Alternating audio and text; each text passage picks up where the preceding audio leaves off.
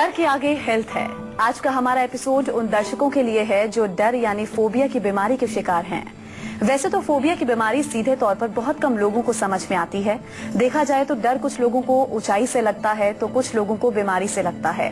Phobia नाम की बीमारी का असर बेहद ही खतरनाक होता है। आज संजीवनी के एपिसोड के जरिए हम बताने वाले हैं कि आयुर्वेद के जरिए कैसे हम डर को डरा कर फिट रह सकते हैं, और इसके साथ ही संजीवनी टिप्स में जानेंगे त्रिफला के आयुर्वेदिक गुणों के बारे में।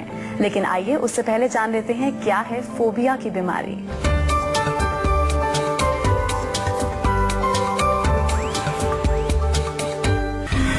अंधेरे कमरे में लगता है डर, बड़ी बीमारी का सताता है डर, अकेलेपन से लगता है डर, तो हो जाइए होशियार। आपका डर आपको कर सकता है बीमार।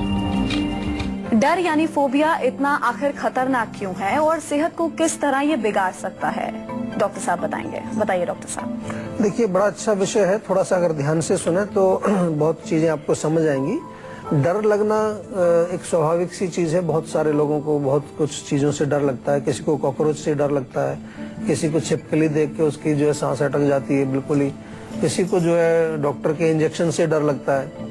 लेकिन ये तो एक नॉर्मल सी चीजें हैं, इसको हम फोबिया नहीं बोलते हैं। फोबिया होता है कि जब किसी ऐसी वस्तु या ऐसी सिचुएशन से आपको डर लगे जो वास्तव में उतनी डरावनी नहीं है, उसको कहते हैं फोबिया। और उसका जो रिजल्ट क्या होता है कि उस डर से जो है आप फिर उस काम को करने में जो है असमर्थ होते हैं, या आपको जो है बहुत सारे लक्षण आपके बॉडी में दिखने लगते हैं, बहुत ज्यादा घबराहट होने लगती है। फॉर एग्जाम्पल, कुछ लोग जो है लिफ्ट में जाने से डरते हैं। तो लिफ्ट में तो दुनिया जाती है, मतलब ऐसी कोई लिफ्ट में कोई डरावनी चीज तो है नहीं उसके अंदर कि उसमें जाने से कुछ चीज, कॉकरोच को एक बार देखें कोई तो समझ आता है, छिपकली को देख के समझ आता है। लेकिन लिफ्ट तो एक नॉर्मल एक कमरा जैसा एक चीज है, उसमें बहुत सारे लोग जाते हैं। लेकिन किसी किसी व्यक्ति को उसको अंदर जाने में डर लगता है और उसको पसीना आने लगता है, घबराहट होने लगती है, क्लॉस्ट्रोफोबिया उसको बोलते हैं। कुछ लोगों को फ्लाइट में जाने से डर लगता है, फ्लाइट में दुनिया जा रही है। कुछ लोगों को अच्छा जॉब मिलता है कहीं पर किसी ऑफिस में,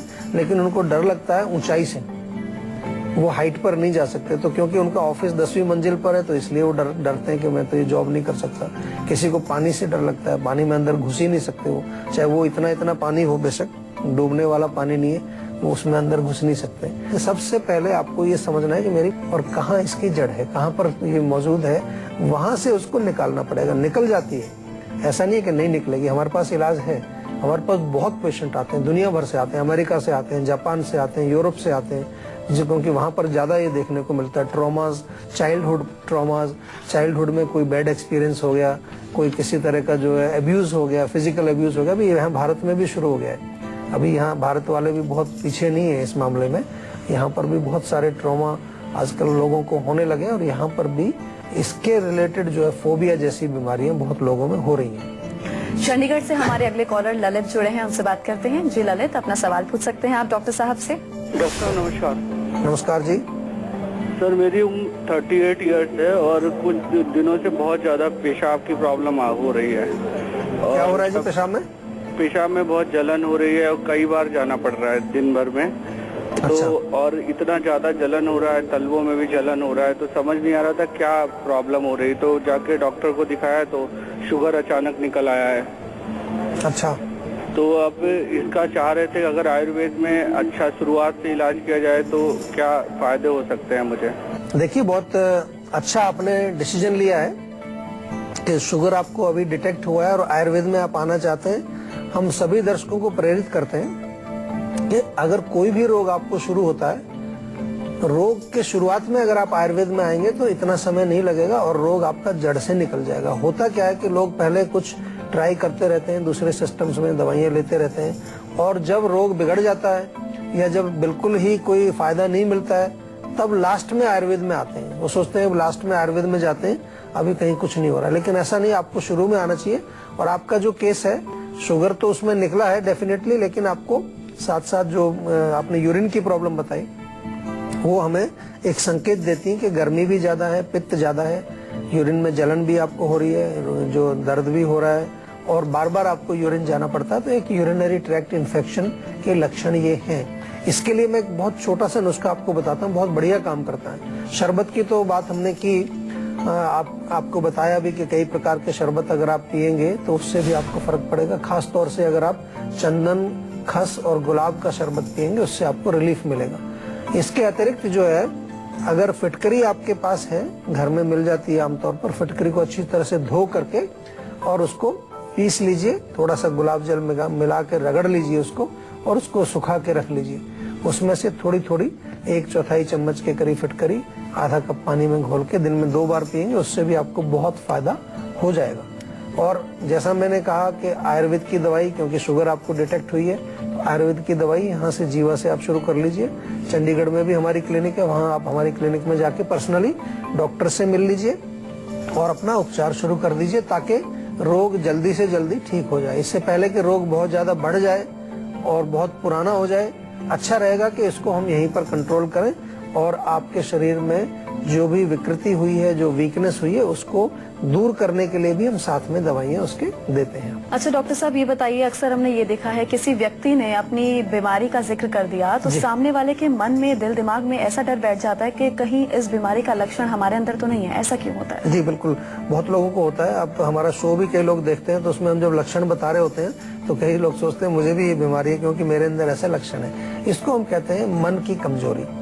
वीक माइंडेड पीपल होते हैं या जो नेगेटिव सोचते हैं हमेशा बहुत ज्यादा, जिनका मन कमजोर होता है। थोड़ा सा और टेक्निकल भाषा में कहें तो जिसके मन के अंदर रजोगुण और तमोगुण की वृद्धि ज्यादा होती है तो उसकी बुद्धि जो है वो प्रॉपर क्लैरिटी से सोच नहीं पाती। Lack of clarity of mind इसको कहेंगे या लैक ऑफ प्रॉपर थिंकिंग इसको कहेंगे। क्योंकि रोग तो वो उसको हुआ है, सुना कहानी वो रहा है और आपको तकलीफ होनी शुरू हो जाती है। तो ये हम इसको मन कमजोर होना या बुद्धि का प्रयोग ना करना, जिसको हम बार बार आयुर्वेद में हम समझाते भी हैं आपको, वो कहते हैं। और सिंपल एक छोटी सी लाइन में कहें तो सत्व गुण की कमी होना। ऐसे लोग जिनमें सत्व गुण की कमी होती है उनको ये इस तरह के विचार आमतौर पर आते हैं और बहुत नेगेटिव हो जाते हैं लोग। कई बार बिल्कुल घबराने लगते हैं, डरने लगते हैं कि कहीं मेरे अंदर भी ये बीमारी तो नहीं होगी। मेरठ से हमारे अगले कॉलर सूरज जुड़े हैं, उनसे बात करते हैं। जी सूरज, आप अपना सवाल पूछिए डॉक्टर साहब से, क्या पूछना चाहते हैं? डॉक्टर साहब जी नमस्कार। जी डॉक्टर साहब, मेरे ना एसिडिटी की प्रॉब्लम बहुत ज्यादा है 6 महीने से। 6 महीने से? हाँ जी। तो उसमें क्या जलन होती है, खट्टी डकारें? खट्टी डकार आती है और जलन होती है। जो खाना भी मैं खाता हूँ ना, वो खाना भी ऊपर की तरफ आता रहता है। अच्छा देखो, ये तो बहुत गलत बात है क्योंकि अगर ये खाना ही ऊपर को आएगा और एसिडिटी होगी तो फिर अपच हो जाएगा। आपको अपच होगा तो बहुत सारी प्रॉब्लम होगी। तो सबसे पहले आपको एसिडिटी को ठीक करना है। एक अविपत्तिकर चूर्ण हमारा आयुर्वेद में मिल जाता है, कहीं पर भी मिलेगा आपको अविपत्तिकर चूर्ण। वो आधा चम्मच या पूरा 1 चम्मच भर के खाना खाने से 15 मिनट पहले 2 बार ले लीजिए आप। उससे काफी रिलीफ आपको मिलेगा। लेकिन साथ में परहेज जो हम बताते हैं आपको, गर्म चीजों का सेवन मत करिए। मिर्ची, मसाले, अचार, खटाई, चटनी वगैरह ऐसी चीजों का सेवन मत करिए जो एसिडिक हैं, जो खट्टी हैं। दही भी नहीं खाना है। नींबू, टमाटर, इस तरह की चीजों का सेवन आपको नहीं करना है। इसके विपरीत जो कूलिंग है, एल्कलाइन चीजें हैं, उनका सेवन करिए। खीरा खाइए, तरबूज खाइए, ककड़ी खाइए, नारियल पानी पीजिए, कच्चा नारियल जो होता है वो खाइए, उससे काफी रिलीफ मिलेगा। मुलेठी भी बहुत अच्छा काम करती है। मुलेठी का चूर्ण आप थोड़ा सा ले सकते हैं, दिन में 2-3 बार लेंगे, उससे रिलीफ मिलेगा। लेकिन क्योंकि रोग आपका जो है पेट के अंदर स्थापित है और इसका जो है हमें पित्त का विरेचन बहुत जरूरी कराना पड़ता है। पित्त का विरेचन यानी जो पित्त बना हुआ है उसको शरीर से बाहर निकालना, और उसके लिए बहुत अच्छी दवाइयाँ आपको आयुर्वेद में मिलती हैं, वो भी साथ में लीजिए। जो हमने आपको जो उपचार बताए वो भी करिए, साथ में औषधि भी लीजिए ताकि रोग आपका बिल्कुल जड़ से ठीक हो जाए। तो अब बारी है आज की संजीवनी की, जिसमें डॉक्टर साहब से जानेंगे कि कैसे हम अपने डर को डराकर फिट रह सकते हैं। तभी तो आप कहेंगे कि डर के आगे हेल्थ है। बताइए डॉक्टर साहब।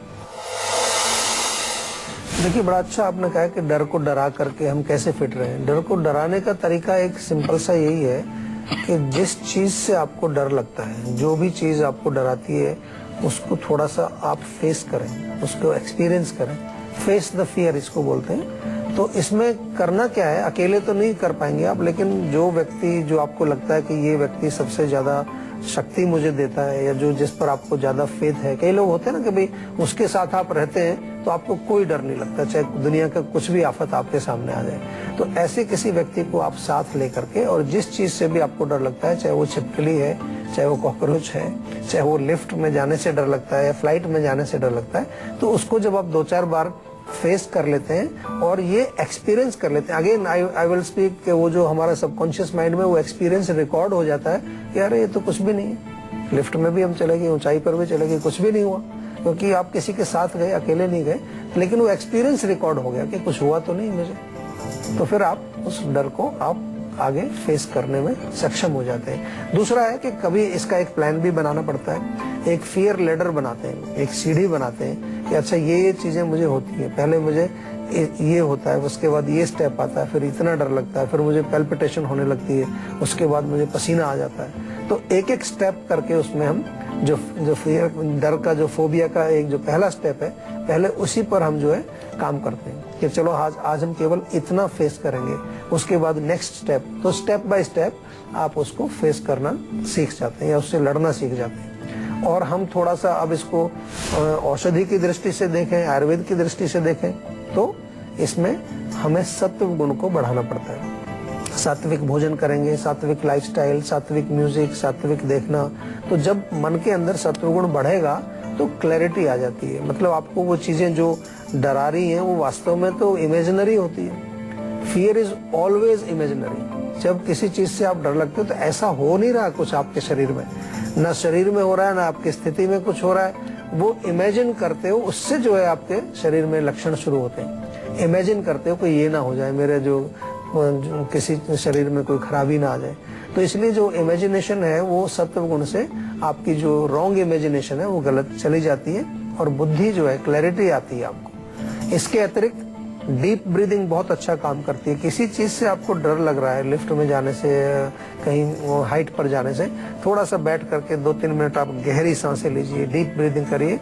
ब्रेन में ऑक्सीजन जाएगी, ऑक्सीजन की जब ब्रेन में बहुलता होगी तो आपको थोड़ा सा शक्ति आती है, मानसिक शक्ति जिसको हम बोलते हैं। या हम थोड़ा मेडिटेशन वगैरह करें, ब्रीदिंग करें, प्राणायाम करें, योगासन करें, इससे भी हमें काफी अंदरूनी शक्ति मिलती है।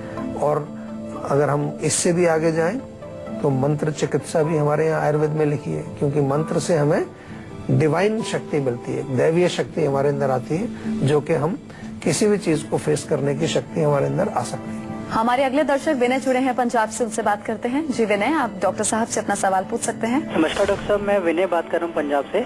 जी नमस्कार। डॉक्टर साहब क्या है, आजकल मेरे 5-6 महीने से हो रहा है, मेरे ना आधे सिर में काफी दर्द रहता है। अच्छा।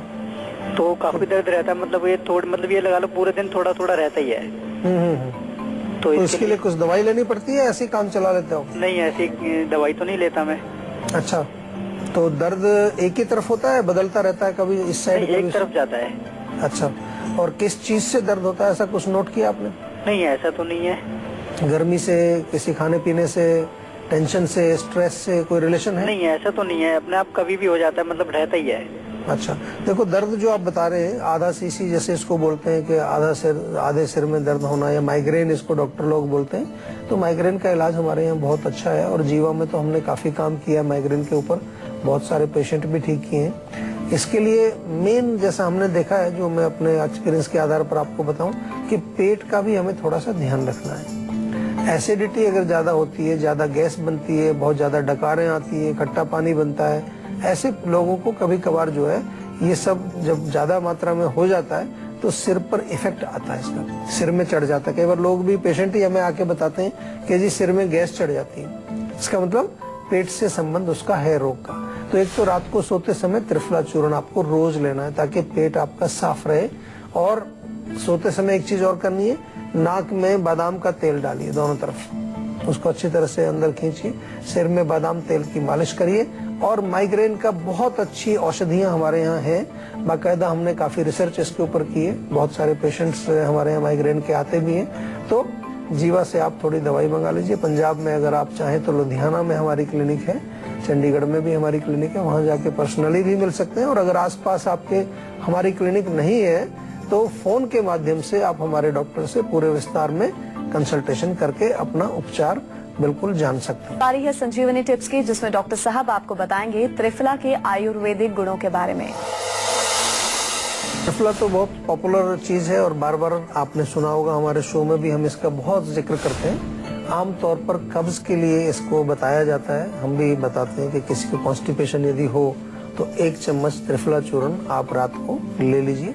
तो कब्ज यदि आपको रहती है तो त्रिफला आप ले सकते हैं, लेकिन केवल कब्ज के लिए ही त्रिफला नहीं है, ये पूरे हमारे डाइजेस्टिव सिस्टम को ठीक करता है, पाचन संस्थान को ठीक करता है। यदि आपको किसी भी तरह का जो है डाइजेस्टिव प्रॉब्लम है तो त्रिफला आप थोड़ा थोड़ा आधा चम्मच दिन में 2 बार सुबह शाम ले सकते हैं। कॉन्स्टिपेशन के लिए हम यूजुअली आपको रात को बताते हैं कि रात को लीजिए, गर्म पानी से लीजिए या दूध के साथ लीजिए। और अगर नॉर्मल त्रिफला आपको सेवन करना है, ताजे पानी से लीजिए, शहद में मिला करके भी ले सकते हैं, तो वो आपके पूरे डाइजेस्टिव सिस्टम को शक्ति देता है। त्रिफला जो है रात को पानी में भिगो दें अगर आप, और उस पानी को छान करके अच्छी तरह से, ताकि उसमें उसके कण ना रहे, उससे अगर आंखें धोएंगे आप तो आपकी नेत्र ज्योति बढ़ती है। आपकी दृष्टि जो है, आंखों की दृष्टि अगर कमजोर है तो त्रिफला के पानी से धोने से बढ़ती है, और त्रिफला खाने से भी आंखों की रोशनी आपकी बढ़ती है। इसके अलावा जो है त्रिफला का प्रयोग हम इम्यूनिटी को बूस्ट करने के लिए भी करते हैं। अगर आपकी इम्यूनिटी कमजोर है, रोगों से लड़ने की शक्ति आपकी कमजोर है, तो त्रिफला आप सेवन करिए। नियमित रूप से शहद के साथ खाइए, बहुत अच्छा फायदा करता है, क्योंकि इसमें जो इसके घटक द्रव्य हैं, हरड़, बहेड़ा, आंवला, तीनों ही रसायन का काम करते हैं। बहुत अच्छी चीजें इसके अंदर है।